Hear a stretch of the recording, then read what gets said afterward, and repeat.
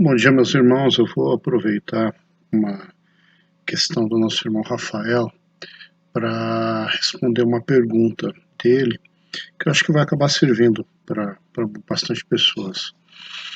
Ele me questionou o seguinte, que ele ouviu, escutou alguém ensinando que a bênção do Senhor está apenas sobre o primogênito, usando como base aí alguns textos do Antigo Testamento e alguns ensinamentos, principalmente de algumas igrejas neopentecostais, tal, que entendem que assim que o Senhor tem uma bênção especial sobre os chamados primogênitos. E a questão dele, também ele me questiona, bom, ele sendo de uma família de 5 irmãos, e ele sendo mais velho, então a bênção está só sobre ele.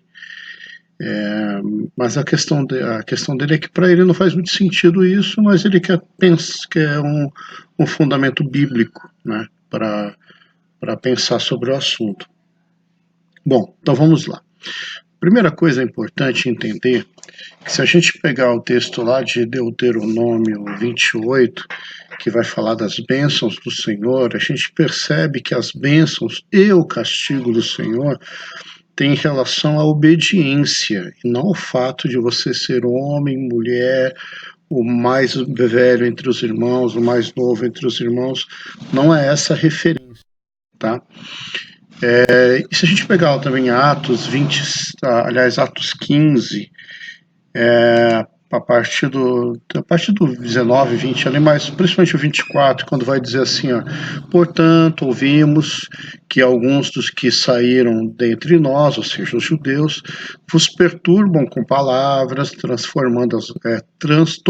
transtornaram as vossas almas, dizendo que vocês devem se circuncidar, guardar a lei, mas não foi isso que nós temos mandado ou ensinado, dependendo da tua versão. Então tem muito pensamento judaizante percorrendo a Igreja do Senhor ainda hoje. A gente tem que tomar cuidado com esses pensamentos, porque eles não têm ligação com o momento que nós vivemos. Então vamos lá. O que é o chamado princípio do filho mais velho, ou o que a gente chama de primogenitura? Tá? Então a palavra, esse conceito da primogenitura, ele aparece no Antigo Testamento, acredita, em 120 vezes. É muito forte na cultura de Israel essa necessidade de você resguardar o direito de primogenitura. A gente precisa lembrar também que a Bíblia, quando fala da nação de Israel, se confunde, se mistura questões meramente espirituais com questões sociais, questões até de higiene, de ordem política, tá? Então, muitos mandamentos, eles não são necessariamente espirituais, são de ordenação social, tá? Então, a questão da primogenitura diz respeito ao seguinte: normalmente você está se referindo ao primeiro filho, né? O primeiro nascido, ou seja, o mais velho do sexo masculino de um pai, tá? Então, esse é o primogênito. Então, a esse era dado alguns direitos e deveres diferente dos demais irmãos. Sendo o primeiro filho de uma mãe, ele não necessariamente era primogênito, tá? E se fosse uma menina, ela também não era primogênita. Então, quando você defende que o primogênito tem direitos especiais, você está dizendo que esse direito é para o homem, primeiro filho de um pai, né? Se esse pai se tornasse viúvo, por exemplo, tivesse um filho novamente com outra esposa, esse não seria primogênito automaticamente, né? Então não faz muito sentido, a gente percebe que tem muito mais uma ordenação social do que uma questão espiritual envolvida aí. A questão da primogenitura, ela pode ser também usada, né, esse termo pode ser usado por outras coisas, como o primeiro de uma nação, né? Então o fundador de uma nação é o primogênito daquela nação. Também pode se referir apenas a um título de honra, né?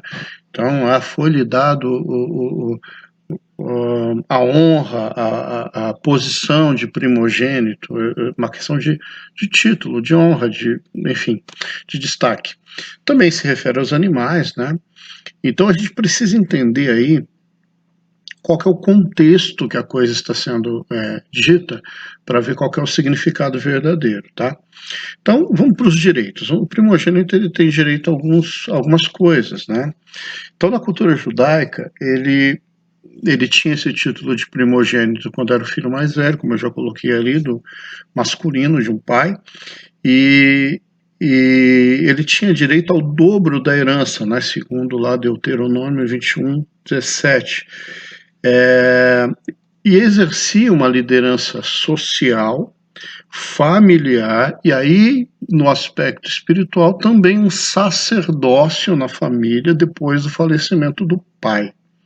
Isso antes de ser fundado, né, organizado, as tribos, e aí a tribo de Levi passou a ser a tribo onde exercia o sacerdócio, e esse sacerdócio automático do primogênito deixou de ser necessário, e os primogênitos passaram a pagar, entre aspas, né, uma oferta por não ter a necessidade de exercer o sacerdócio.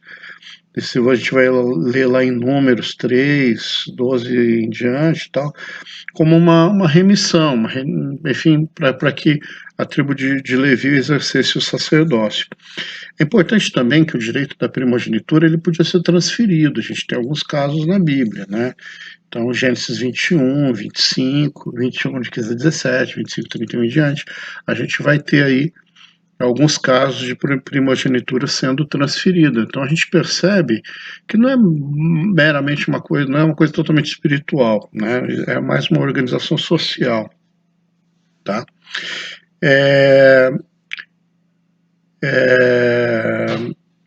Tinha também alguns deveres, né? Vou destacar aí a questão do jejum, né? O primogênito ele precisava jejuar num dia anterior à festa da Páscoa, né?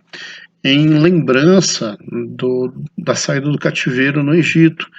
Então ele tinha alguns deveres também, né? Então, de assumir o sacerdócio, de fazer o jejum dos primogênitos, e uma série de coisas. Mas o termo primogênito ele acaba sendo usado no Novo Testamento basicamente para Jesus, para dizer que Jesus, do ponto de vista real e também figurativo, ele é primogênito em alguns aspectos. A primeira coisa é que Jesus ele é o primogênito entre os mortos. Então, talvez alguém pense assim, mas Jesus não ressuscitou Lázaro? Como assim ele é primogênito entre os mortos? Lázaro foi ressuscitado, obviamente, mas voltou a morrer. O caso de Jesus é que Jesus ele nos mostra nosso futuro, né? De ressurreição para uma vida que não vai ter mais fim. Então Jesus é o primogênito nesse sentido entre os mortos, né? Primogênito entre muitos irmãos, também a gente vai ler isso em relação a Jesus Cristo. Vai dizer que ele também é o primogênito da criação, né? E aí, quando a gente vai para os ensinos de Paulo, Romanos 8, por exemplo, a gente vai ler que nós fomos remidos por Cristo, ou seja, nós fomos pagos, livres, resgatados por Cristo para nos tornarmos como Ele, ok? Para sermos coparticipantes da glória dele. Então, se Cristo é o primogênito no sentido espiritual, né, o primeiro entre os mortos, porque também nós vamos ressuscitar e viver para sempre com ele, né, o primeiro entre muitos irmãos, e nós somos remidos por ele, através dele, para sermos como ele, no sentido de sermos participantes da graça dele. Então, esse remir ele é destinado a todos, seja homem, mulher, o mais velho, o mais novo. Não tem mais sentido isso, porque, do ponto de vista espiritual, para Deus não tem muita diferença. Né, se você é o mais velho ou se você é o mais novo. Basta lembrar da profecia de Joel: naquele dia derramarei do meu espírito sobre o filho mais velho? Não, derramarei do meu espírito sobre toda a carne. né? Então, ainda vai citar livres, escravos, homens, mulheres, jovens, velhos. Então, para Deus isso não faz diferença, porque a graça do Senhor está derramada sobre os obedientes, sobre aqueles que se inclinam à vontade de Deus, como nós já citamos aqui o texto inicial lá de, de Deuteronômio 28. Né? Então, ainda para concluir, então o que acontece? Vamos só resumir da seguinte maneira. Essa questão da primogenitura, ela é real, então existia direitos e deveres reservados a quem é o primeiro filho. Não significa que a bênção do Senhor está apenas sobre estes ou de forma especial sobre esses. Não, a bênção do Senhor tem a ver com a obediência, né, e não outras coisas, né? E Cristo sendo o primogênito perfeito, primogênito do Pai, primogênito da criação, primogênito entre os mortos, primogênito entre muitos irmãos, ele nos remiu, ou seja, ele pagou por nós, ele nos livrou para que nós fôssemos participantes dessa graça dele. Tá? Eu vou mandar para quem me pedir alguns prints de alguns livros importantes sobre o tema, para que haja algum aprofundamento de quem tiver maior interesse. Que Deus abençoe a todos.